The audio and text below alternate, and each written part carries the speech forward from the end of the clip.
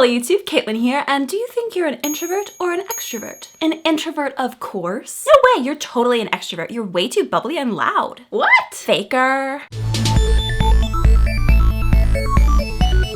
I'm not sure why people are so obsessed with this, but here are some actual comments from actual viewers. You seem more like an extrovert, you're very talkative. Pay attention to our mannerisms and text lingo. Any true introvert can sniff out a trendy little faker from a mile away.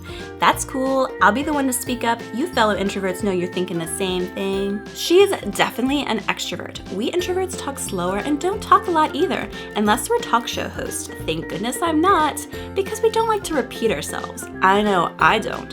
You have the exact type of personality that I go out of my way to avoid. After watching this video, that was very hard to do.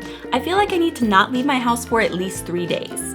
Guys, you're buying into all the stereotypes about introverts and extroverts. Like that introverts are quiet while extroverts are talkative, or that introverts are low energy and extroverts are high energy. No guys, just no. First, let's get something straight. Being an introvert does not prevent you from being an actor, because even though I speak from my heart in my YouTube videos, I still put on a more charismatic version of myself, so you can't judge people by how they act in their YouTube videos. Second, being talkative or quiet or high energy or low energy has no bearing on whether or not you're an introvert or an extrovert. Those are just another facet of your personality. If we really want to water down the difference between introverts and extroverts, then we can say that it's where you recoup your energy from. Being alone for introverts and being with other people for extroverts. But I don't really get why people are so obsessed with categorizing people into one or the other and then looking at the other group in disdain. It's honestly more of a spectrum than anything, because you can have introverted or extroverted tendencies. Most people identify as one or the other, but that doesn't mean there's anything wrong with whichever one you less like. We just don't understand it as well as we understand our own group.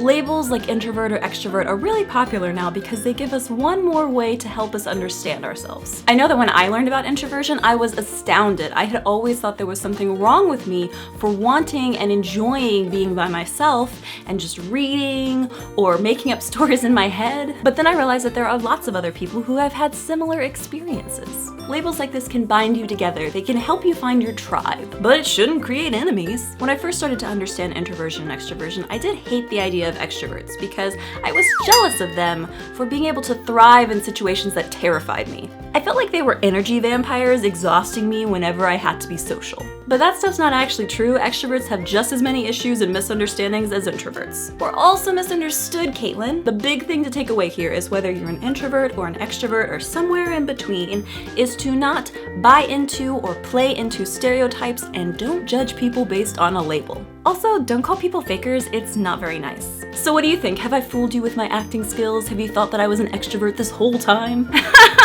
Oh my gosh, no.